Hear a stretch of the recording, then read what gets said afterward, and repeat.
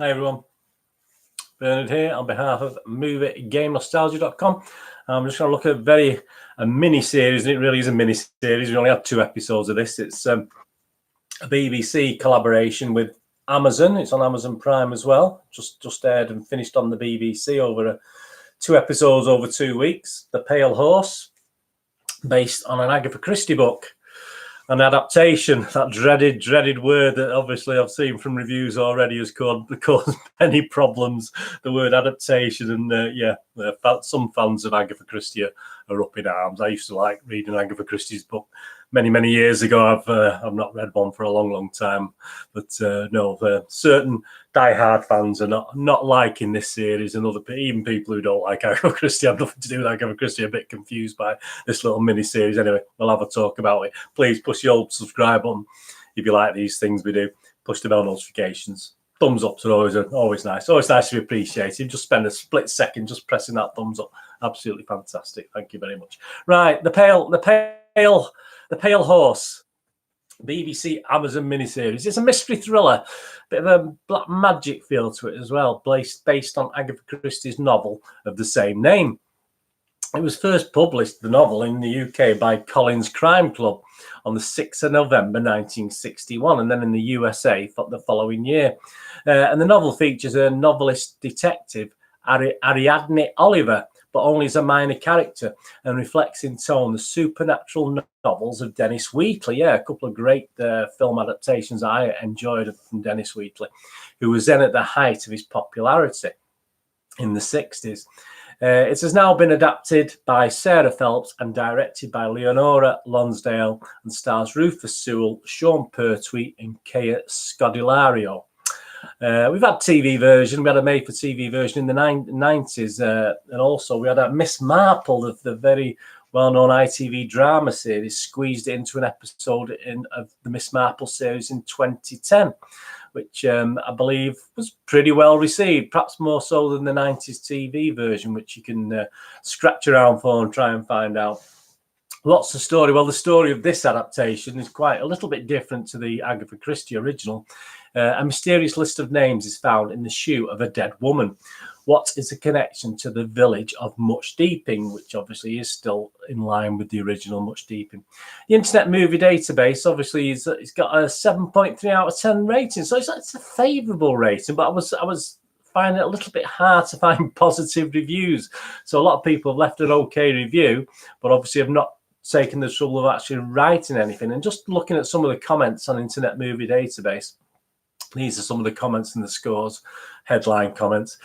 Dreadful direction, 1 out of 10. A creepy delight, 10 out of 10. Awful remake of a much-loved story, 1 out of 10. A pale imitation, a plodding horse, 3 out of 10. Slow, 5 out of 10. And finish on a couple of better ones. Completely eerie and wonderful, 10 out of 10. An enjoyable if altered adaptation, 7 out of 10. So there we go. I mean, my little review, I've watched both episodes. And the book, as I said, Agatha Christie fans will struggle to recognise a lot of this.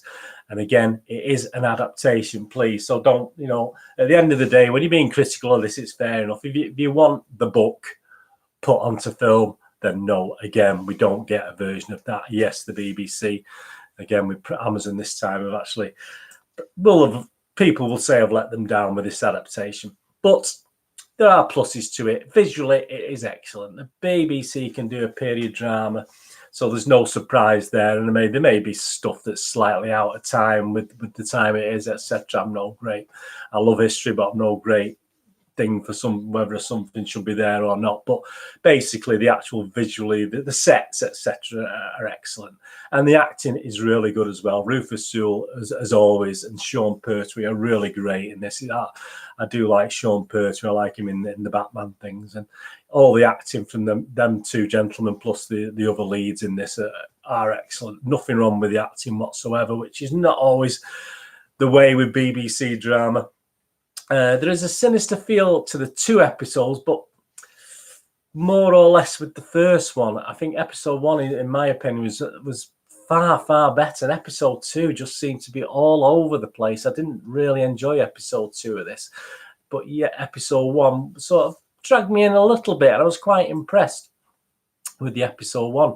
So it does have these sort of does try and get the supernatural feel to it. But as I said, there's so much going on. Episode 1 is okay. Don't get me wrong, episode 1, if I had to rate the 2 episodes, I would rate episode 1 probably 7.5 even at a pinch, with the hope obviously it was going to all to be concluded and sorted out in episode 2. But I found episode 2 a bit anticlimactic, in all fairness. So I mean, I'm going to have to give episode 2 perhaps just a 4 or 5 out of 10. So overall, I have actually give this a rating of 6 out of 10, which is a watchable rating. I'm not going to put anyone off going out to stopping anyone watching it, but I know people will be disappointed. And as I said, by the end of it, I was left a little flat, and it's certainly not something I will probably go back and watch again, even though I did watch episode 1 a couple of times, because I perhaps thought I was a little bit tired the first time round. So I actually rewatched it, and I still thought it was okay, but I won't be going back and watching episode 2 again. I just don't think it finished off the little mini-series.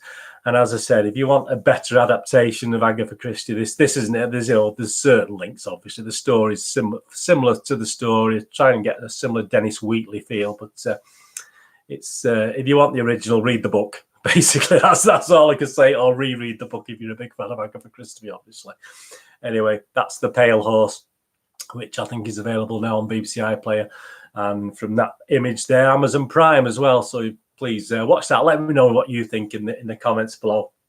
Or please on my Twitter account. You can follow me on Twitter, and I follow everyone back at nostalgia_movie. I'm on Facebook at Bernard with links to moviegamenostalgia.com, my website for older and rarer DVDs, posters and board games on there. So you can spend a couple of minutes to have a look on there. And anything you're interested in or you want information on, just let me know through Twitter or through the website. Or the comments below here. Just let me know what you think of The Pale Horse. As I said, I think a lot of you are going to be disappointed, and I was a little bit disappointed. It promised quite a lot the first quarter, perhaps the first half of episode 1. It did promise a lot, and you are interested in what's going to happen and what is happening. But it all ended up as a bit of a damp squib in the end, and was a little bit disappointed. I'll give it a 6 out of 10, but I'm being a bit kind based on the fact I enjoyed most of episode 1. But episode 2, I'm sorry, just left me feeling a bit let down. Anyway, that's The Pale Horse. Thanks for joining me for this. Join me again soon for something else.